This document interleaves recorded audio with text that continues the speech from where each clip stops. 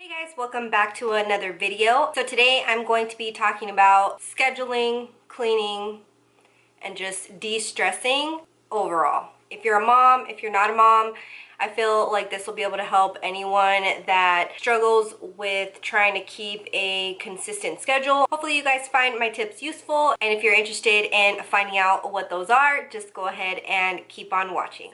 I know a lot of people like to do a load a day of laundry, especially if you have a family, and that's just, I hate doing laundry, so I would hate doing that. A load a day sounds like too much for me. I like to dedicate my laundry to like one whole day, from the morning to the evening, washing, folding, putting things away. Sometimes, most of the time, it carries into the next day. As far go to the next day, so yeah. I'm not talking to you. But I do like to stick to Wednesday as being my laundry day. I like to do it Wednesday because that gives me Wednesday and Thursday to do laundry, and that way the whole weekend we have clean clothes. That's usually when we do things and we get out of the house. So for me personally, I stay home. The only things that I need for the week are gym clothes.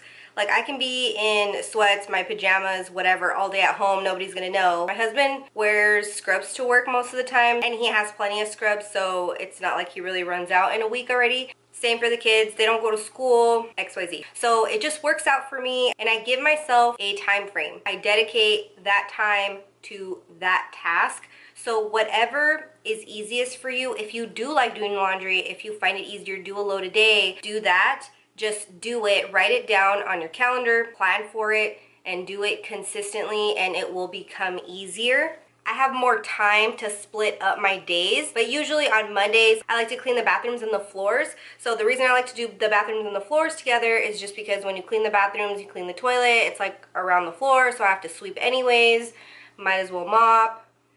You know, so those things kind of go together for me. So bathrooms and floors are always like on the same day. So if I don't get to it on Monday, I'll move it to Tuesday. Or if I have something on Tuesday that's a little bit faster to do than the bathrooms, and Monday I'm a little more busy, I'll do Tuesday's task on Monday kind of thing. So on Sundays, I do like to strip the beds and do a load of the bedding, the sheets, any blankets that we use on a regular basis, and wash those like every other Sunday. I like to do it every Sunday, but it doesn't always happen. So again, just kind of group one or two things together to do each day. That way you don't get so overwhelmed. So Tuesdays and Thursdays I keep pretty open, kind of keeping it like a little bit low-key those days. I don't want to do tasks that are going to take too much time. I do put on the schedule for one day to vacuum because I have a lot of carpet, and then another day to do like decluttering, and then Fridays. I've done clean with me's like on Fridays because Fridays are a little bit different. I do like to like clean out my fridge, clean out my pantry, put anything in the freezer so it doesn't go bad. If we have leftovers or if we have food that we can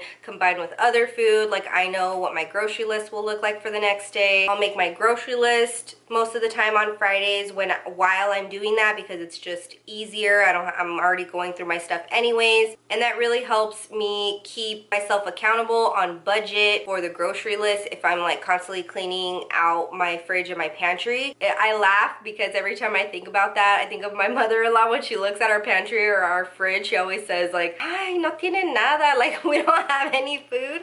And we do. It's just funny because we just have gotten so used to like grocery shopping every week and just buying the things that we need. We really like to stay on our $100 budget a week. If you guys have been watching my videos, you know that I love Jordan Page from funcheaperfree.com. She has an amazing blog on frugal living, and I watch her videos all the time. She has the cutest family. So she has a rule of thumb of $25 per person per household. So there's 4 of us. So it's $25 per person, which is $100. So it's $100 a week that we budget for groceries. So just take that into account for you guys. She does say that you can go up, you know, about $20, $25 if you have dietary restrictions or anything like that. But I feel like it works really well for us. So hopefully if you guys are trying to save some money, or even if, I mean, I always tell people like, it's not about saving money or being broke or not having money for the groceries, but it's like, imagine if you just bought what you needed and just used what you needed during the week, how much money you're gonna save to buy other things to use for other things. And then food just goes bad, and what's the point? You're just wasting it. So, and then the weekends, it's just for family time. I like to just hang out at home, like do nothing, do date night with Ramses, take the kids somewhere.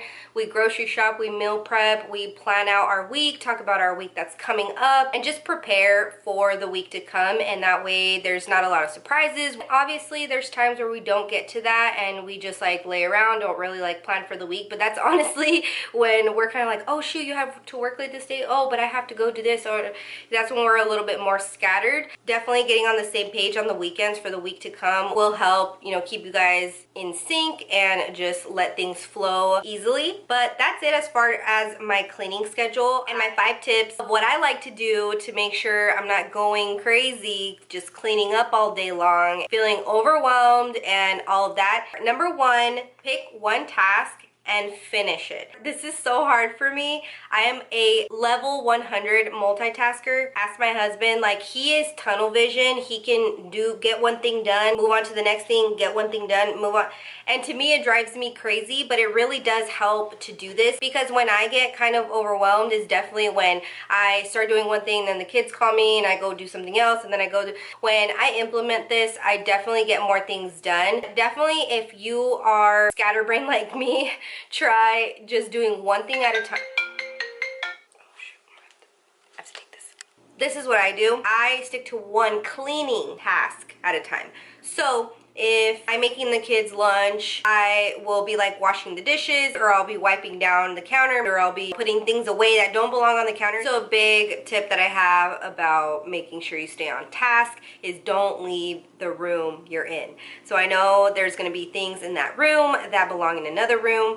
Make a pile of stuff that leaves the room instead of actually leaving the room. You're just gonna take more time to like leave, go put it away, to leave, put it away. That way you're gonna be done with that room. You're gonna take whatever it is to the next room and put that stuff away, and then do that room quickly as well. So it saves you time. And let's say you don't have time after cleaning up one room, once you take the rest of the stuff to the other room, just leave it there. You'll get to it when you get to it. But this room is completely done. We have to just get the notion out of our heads that we're gonna get everything done at once. It's just going to stress you out. I was like that when I first had Jet and I stayed home. I felt like I had to do everything, get everything done, and it just stressed me out. And now that I kind of plan what I'm gonna do, when I'm gonna do it, and then this leads me to the next thing, I set a timer. So if I only have so much time, or if I only want to spend so much time on cleaning, I set a timer. So anywhere from like 5, 10, 15, 20 minutes, like you can get so much done in 5 minutes, like I swear. Sometimes our room will just be all cluttered in a mess and we're ready to go to bed, and I tell Rams, I'm like, come on, let's just clean up the room like real quick, and he'll be like, literally it'll take us like 2-3 minutes. Obviously we don't wipe everything down and vacuum and all, like no, but it's just like a quick clean. You can really just like relax and go to bed. You'll be surprised at how much you can get done when you set a timer and you stick to that task, you stick to that room, you get it done. You'll just feel so relieved. And the last tip that I have for you guys is to take out a reminder for a task that you need to complete and that you just haven't gotten to. So for me, this is like food, like making something that day, or even just using Post-its and like writing exactly what you need to do and putting it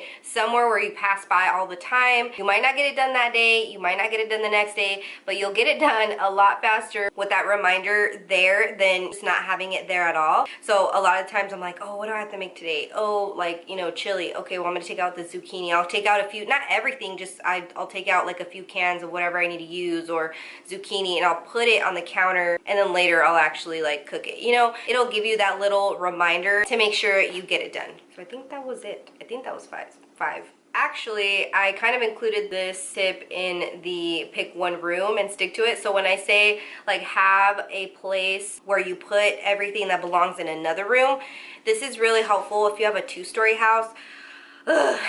Let me tell you, our next house, I am not getting a 2-story house. We didn't even want a 2-story house, but we're not gonna go there. So it kind of sucks having two-story house. A lot of things that belong downstairs end up upstairs and vice versa. So what I like to have is a basket. I think I've shown this in like a cleaning video before or two, and I just have like a basket down here, and every time I have something that I need to take upstairs, I just put it in that basket, and at the end of the day we just like take it upstairs and probably just leave it upstairs for the night, and then maybe hopefully the next day we put everything away. It really helps declutter the downstairs just because there's no place for certain items because it really belongs upstairs. So by putting in the basket, you're not feeling like overwhelmed, like you have so much just clutter everywhere. So it'll be in the basket, and then you can just take it up and put everything away. Right before the kids are gonna go to sleep, that's when I love to do a speed clean because I have that urgency, and I'll be like, okay, let's clean up, come on, here are your toys, here, put your shoes away, here, let's put this away. And then before bedtime, those are the two times where I'll do speed cleans if I need to. You can take that into account for your own lifestyle. So like when you're gonna put your kids to bed, or when you have to like get to work, just wake up like 15 minutes earlier and, you know, take those 15 minutes, put a timer on, and just do a little speed clean in one room, pick a room, and just get it done. Something that I would also suggest if you work full-time, once you get home, don't sit down. Give yourself like 10 minutes and just do a little speed clean before you sit down. That way, once you sit down, you can really relax and like not feel like, oh, I have to get up right now, oh, I have to do this or I have to do that. At least it'll be half done, and then by the time you muster up the, you know, the strength to get up and like finish whatever you need to do, it won't be that bad. It won't be too much. Thank you guys so much for watching, and I will see you guys next time. Bye.